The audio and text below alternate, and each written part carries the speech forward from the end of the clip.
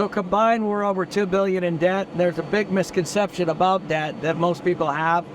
We're about ready to tell you about it. If you knew what money really is, the U.S. dollar and all fiat currency is debt. So to live debt-free, I would say, is almost impossible. Well, all of debt is money. And so it's just a matter of whose it is. It's my money or it's your money. And so the way the banks are set up is everybody puts their money into the bank in the form of a deposit. And then now that's a problem for the bank. It's actually a liability for the bank. It's the expense of the bank because it's not their money. They owe you interest on your money. So all you do is you go get it. OPM, other people's money. And what I was taught was that if you wanted to be rich, it took skills, not a college education, but skills. And the number one skill, not number one, but one of the top skills, is how to use debt as money. Or saying another way is that I had to learn how to sell. And sales equals income. Look at the financial statements. People who can't sell have no income. So the thing my rich dad used to teach me was that he said, when you look at somebody, you go, excuse me, is that my money in your pocket? So our job as entrepreneurs and as capitalists is how do we use debt and create assets that other people reach into their pocket and give it to us. That's what capitalists. Yeah, like for example, on this jet that we're on, you get 100% bonus depreciation. At least when I bought it, that's what it was. It's changed a bit, but that's what it was. You could buy a $10 million jet, finance it with 80% or $8 million, put $2 million down, and actually write off $10 million using debt. And you get tax breaks. We get tax break. You get a $10 million tax break, but $8 million of it is OPM or other people's money. It's debt. So you do the same thing with real estate, except with real estate, you actually have tenants pay it off for you. So one of the things we could have done with this jet is we could have put it into a charter and we could have had other people paying it off for us as they're flying it all over the place. But I didn't want to do that. It'd be like buying a new car and handing it over to Uber. So for this particular jet, we're not going to do that. But in real estate, that's actually what you do.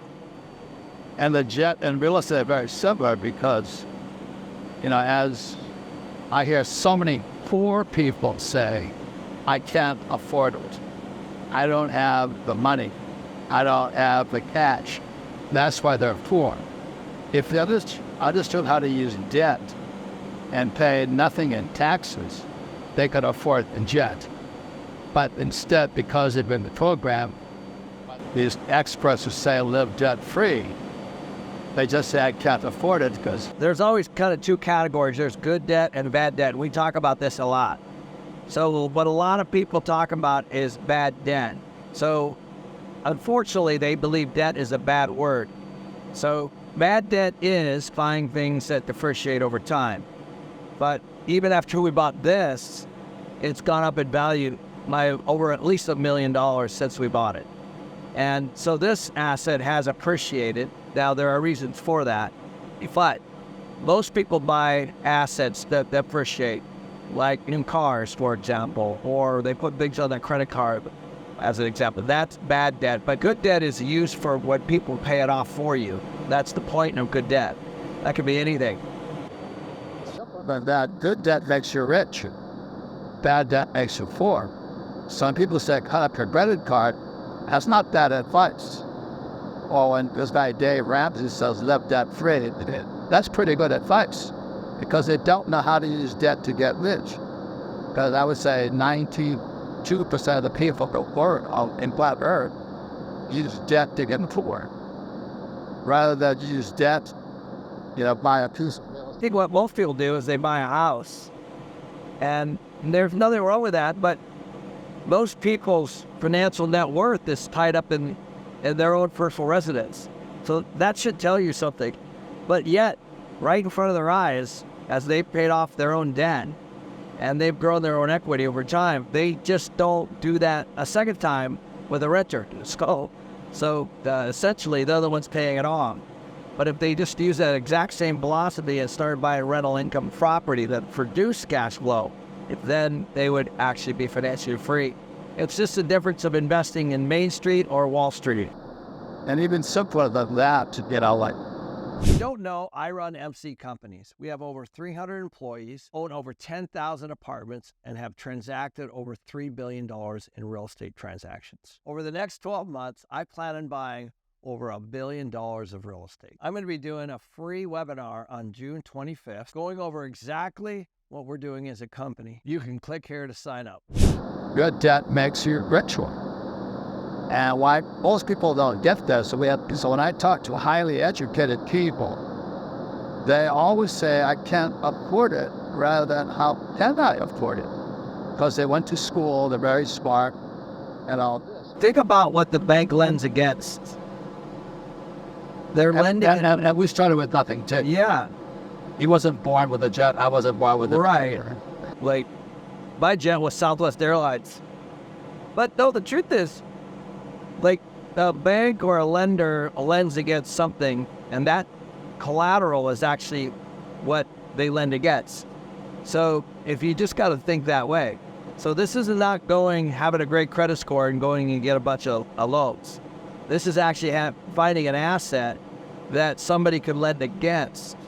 Because ultimately, if you default, then they get this jet back, and that's how they pay back their debt.